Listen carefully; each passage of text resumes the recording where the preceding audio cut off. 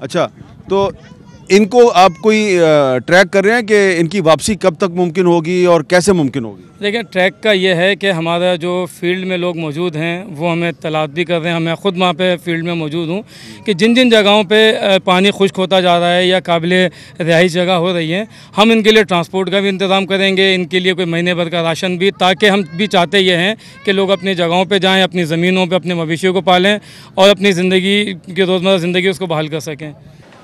आप मुझे देख रहे हैं कराची में अल-खिदमत के हेडक्वार्टर में, और यहाँ पे मुतासिरीन सैलाब के लिए जो इमदाद इकट्ठी की गई है, बड़ी तादाद में ये यहाँ पे इमदाद मौजूद है। इस इमदाद को आगे कैसे मुतासिरीन तक पहुँचाया जा रहा है और ये जो सारा काम है इसके बारे में हम अब बात करेंगे। अस्सलाम वालेकुम। वालेकुम अस्सलाम जनाब। आप तारुफ करवाएंगे अपना? नवीद अली बेग, कराची अल-खिदमत का मैं CEO हूँ। अच्छा, तो माशाल्लाह यहाँ पे आपके पास इमदाद काफ़ी है, तो इस इमदाद को आप पैक कैसे करते हैं और कहाँ पहुँचाते हैं और पहुँचाने में कोई प्रॉब्लम है या नहीं है? जी, बेसिकली पूरे कराची में 150 कैंप्स हमारे इस वक्त कायम हैं। वहाँ से सामान यहाँ पर जमा होता है। यहाँ वॉलंटियर्स की टीमें हैं, ख़वातीन की अलग हैं, मर्दों की अलग हैं। वो कपड़े भी, फूड स्टफ़ भी, राशन भी और दीगर अशिया भी वो यहाँ पर सॉर्टिंग करते हैं और उसकी पैकिंग करते हैं। फिर जो फील्ड से हमें रिक्वायरमेंट आती है, इंटीरियर सिंध से या बलूचिस्तान से, वो हमें रिक्वायरमेंट भेजते हैं, वो उस हिसाब से हम ट्रक्स को यहाँ से डिस्पैच हमें दिखाएंगे? चलिए आइए ज़रा यहाँ पर आप आइए, आपको हम दिखाते हैं कि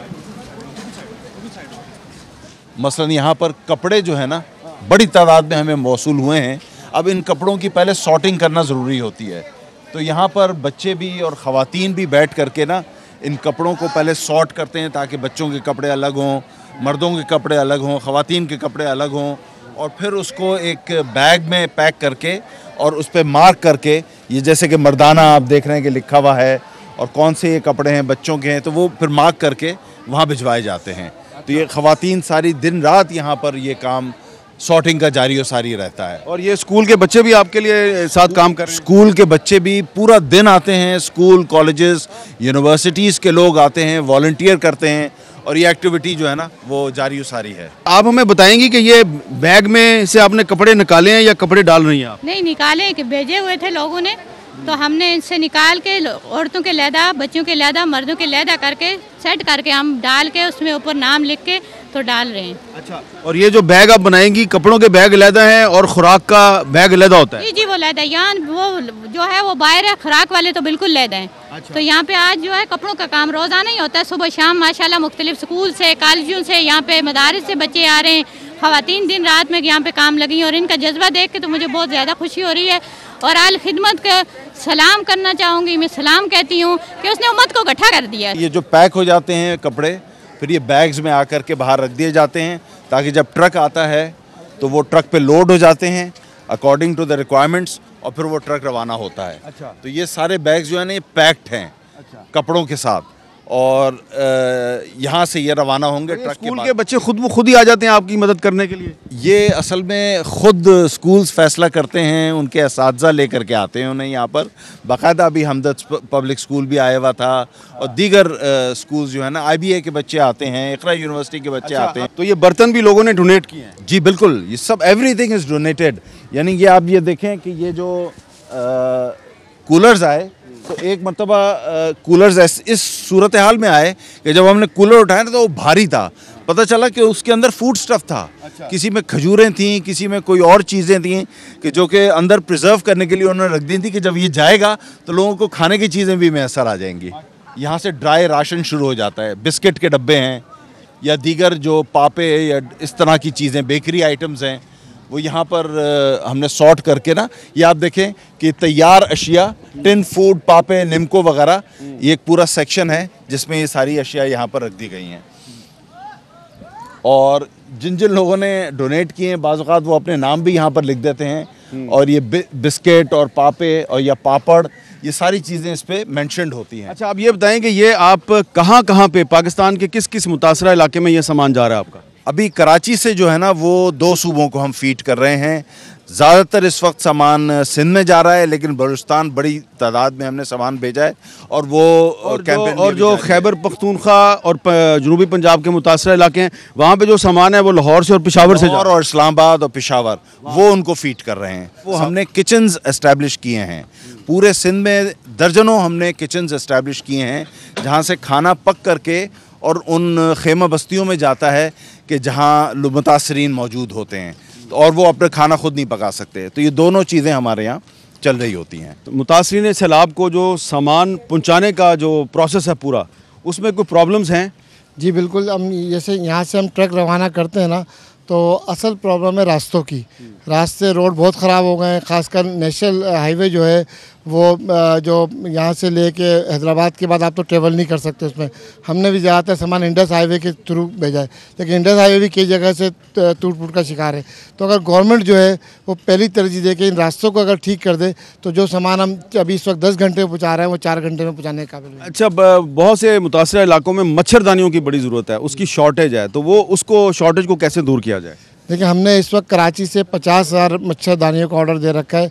वेंडर यहाँ भी कम पड़ गए हैं जो होता है, और रोज़ाना की बुनियाद पे 1500-2000 में बना के दे रहे हैं, हम सिंध भेज रहे हैं और हम बाहर से भी मंगवा रहे हैं और भी अपने तौर पे। बाहर से मंगवाने में प्रॉब्लम तो नहीं है? नहीं, अभी प्रॉब्लम नहीं है क्योंकि अब उन्होंने नोटिफिकेशन कर दिया और लोग हमें कंटेनर भेजना शुरू कर रहे हैं। ये मॉस्किटो कॉयल हैं और यह भी हमें डोनेशन में मिली है। इसके अलावा हमने कराची से कोई 20 स्प्रे मशीनें, फॉग मशीन ख़रीद के भेजी हैं। कल मच्छर बहुत तंग कर रहे हैं लोगों को, मच्छर बहुत तंग कर रहे हैं जिसकी वजह से डेंगू और मलेरिया वहाँ पे फैल रहा है। तो हमने भी कराची से कोई 20 फॉग मशीनें पहले ख़रीद के भेजी थी। कल भी इंशाल्लाह हम यहाँ से 20 फॉग मशीनें ख़रीद के भेज रहे हैं और हमारी टीम वहाँ स्प्रे भी कर रही है। अच्छा, ये बताएं कि जो लोग आपकी मदद करना चाहते हैं पाकिस्तान के अंदर से, पाकिस्तान के बाहर से, तो वो कैसे अपनी इमदाद जो है वो मुतासरीन तक पहुँचाएँ आपके ज़रिए? यहाँ आकर के 150 कैंप्स हमारे कराची में लगे हुए हैं। खुद आकर के लोग उसमें अपनी डोनेशंस दे सकते हैं, कैश में या काइंड में। दूसरे ये कि alkhidmat.com पे जाकर के ऑनलाइन डोनेशंस जमा कराई जा सकती हैं, या हमें 111503-504 पे कॉल करके। अगर किसी ने कोई बड़ी डोनेशन दी है तो क्या वो ट्रैक कर सकता है कि उसकी डोनेशन आप कैसे और कहाँ पे इस्तेमाल कर रहे हैं? बहुत ट्रांसपेरेंटली पूरा प्रोसेस हमारे यहाँ वेल डिफाइंड है। हम उनको पूरी इंफॉर्मेशन प्रोवाइड करेंगे कि ये पैसे किस इस्तेमाल में आए थे और कहाँ यूज़ हुए थे। ये अल्ट्रा फिल्ट्रेशन प्लांट हमने तैयार किया है। जो सैलाबी पानी वहाँ खड़ा हुआ है उस पानी को ये साफ़ करेगा और पीने और इस्तेमाल के काबिल बनाएगा। ये कैसे चलता है? ये मोटर के ज़रिए चलेगा, मोटर जनरेटर से चलेगी, इससे प्री फिल्ट्रेशन होगी और उसके बाद आगे एक ये कार्बन ब्लॉक लगा हुआ है, इसके अंदर जो बदबू होती है पानी की वो रिमूव होगी। उसके बाद ये मेम्ब्रेन तो आप सैलाबी पानी को ही साफ करके पीने के काबिल बनाएंगे इंशाल्लाह। और इस मेम्ब्रेन के अंदर ये खासियत है कि वो 99.99% जरासीम को रिमूव कर देती है। तो इसकी क्या ज़मानत है कि वो पानी जो है बीमारियां नहीं फैलाएगा? इसके हम बाकायदा टेस्ट रिपोर्ट भी शेयर करेंगे इंशाल्लाह। और ये मेम्ब्रेन की क्वालिटी है कि वो 99.99%। तो ये इस तरह के कितने प्लांट है आपके पास? हमारे पास अभी 10 प्लांट्स हमने बनाने हैं इसके। अच्छा, इसकी वर्किंग कर रहे हैं। तो ये आपने खुद बनाया है या बनाया लिया है? नहीं, खुद बनाया हमने। हमारी ये टेक्निकल टीम है अलखिदमत की, उसने खुद डेवलप किया है इसको। फरीद अहमद मेरा नाम है। हम यहाँ से जब निकले थे तो हमें कंडियारों के मकाम पर हादसा पेश आया था, जब हमारी अपनी एम्बुलेंस जो है वो खाई में गिरते गिरते बची थी। क्योंकि आपको जैसे पता है कि ये सैलाबी रेलें गुजरने की वजह से सारी सड़कें जो हैं हाईवेज़ की, हम यहाँ से सुपर हाईवे से गए थे, कंडियारों के मकाम पे ये हादसा हुआ था और वो फ़ौरन ही वहाँ पे ट्रक वालों ने फ़ौरन उसको रस्सा वस्सा बांधा है एम्बुलेंस को और उसको खींचना शुरू किया, लेकिन उसका फिर भी फ्रंट का हिस्सा नीचे खाई की तरफ मुड़ गया था। तो हमारे ड्राइवर ने उसको रिवर्स गियर डाल के खींचना शुरू किया, वो निकला है। अच्छा, वहाँ पे बेशुमार लातादाद गाड़ियाँ, क्योंकि कीचड़ था, हमें तो आप यकीन करें इतना कीचड़ है वहाँ पे, ट्रकों के ना, मतलब ट्रकों के टायर उस पर रोल हो रहे हैं, स्लिप हो रहे हैं और लंबी कतारें थी। यानी हम उसके बाद भी 100 किलोमीटर रॉन्ग वे लेकर गए हैं, चूँकि एम्बुलेंस थी हमारे पास, क्योंकि हमें सक्कर पहुँचना था, सकरंड से कंडियारों से सकरंड पहुँचना था और फिर वहाँ से सक्कर।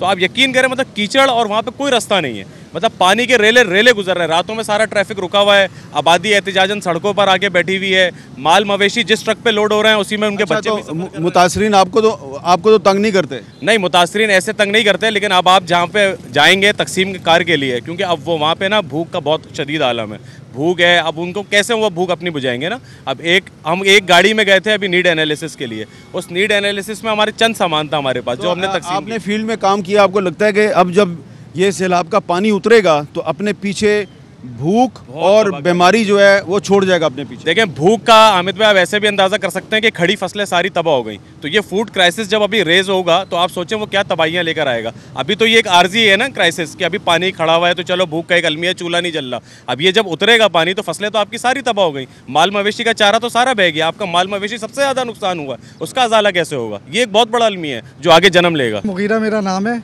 और जब हम सक्खर गए थे तो सक्खर में हमने जो सबसे ज़्यादा देखा वो ये था कि बच्चे भूख से बहुत ज़्यादा बिलख रहे थे।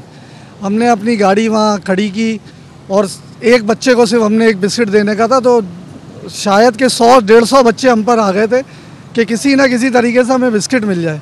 और आंसुओं से रोना जिसे कहते हैं, हमने बच्चों का जो देखा था वो वहीं देखा था। और वो पूरी रात 1-1.5 दिन हो गया था वो भूखे थे, और हमारे पास बिस्किट बिल्कुल ख़त्म हो चुके थे। और वालिदैन जो थे बच्चों के, हत्ता कि वो भी इस नौबत पर आ गए थे, भाई हमें खाना तो बिल्कुल नहीं मिल रहा। मायूसी बहुत थी, उदासी बिल्कुल। हमें उन्होंने बोला कि हमें आप बिस्किट ही दे दो ताकि हमारा पेट भर जाए। तो हमने बिस्किट से उनकी पूरी बहुत मदद की। उसके बाद हमने वहाँ खैमा बस्ती कायम की थी। खैमा बस्ती के बाद वहाँ खाना फराहम हुआ था, मगर जब हम वहाँ पहुँचे थे तो हमने ये हाल देखा था। और बच्चों का बहुत बुरा हाल है, बीमारियाँ थी और स्किन की बीमारी तो चल रही थी, हर बच्चा खुजली और इसमें बहुत इन्वॉल्व होता है इस बीमारी के अंदर, ये हमने बहुत पाया। ये उन किचन्स में से एक किचन है जो हमने पूरे सिंध में इस्टेब्लिश किए हैं। यहाँ पर हम खाना पकाते हैं, उसको पैक करते हैं और मुतासरीन में जाकर के तकसीम करते हैं। कराची का ये किचन जो है, ये कराची की जो खेमा बस्तियाँ हैं घटाप में और शाह लतीफ़ टाउन वगैरह में, मलीर में, उनमें ये जाकर के तकसीम हो रहा है। इसी तरीके से सिंध में दर्जनों किचन्स इस वक्त ऑपरेट कर रहे हैं हमारे, जहाँ इसी तरीके से खाना पकता है और पैक होता है और मुतासरीन में जाके तकसीम होता है। अच्छा, तो ये देखें जी किचन है, यहाँ पे चावल पक रहे हैं और भी चीज़ें पक रही हैं। सामने सामान पड़ा हुआ है और यहाँ पे सामान को पैक करके और पैकेट्स में डाल के तो मुतासरीन तक पहुँचाया जा रहा है। यहाँ पे मैं एक ब्रेक लूँगा और ब्रेक के बाद हम जो मुतासरा इलाकों में जो दीगर तंजीमें काम कर रही हैं उनका काम भी आपको दिखाएंगे।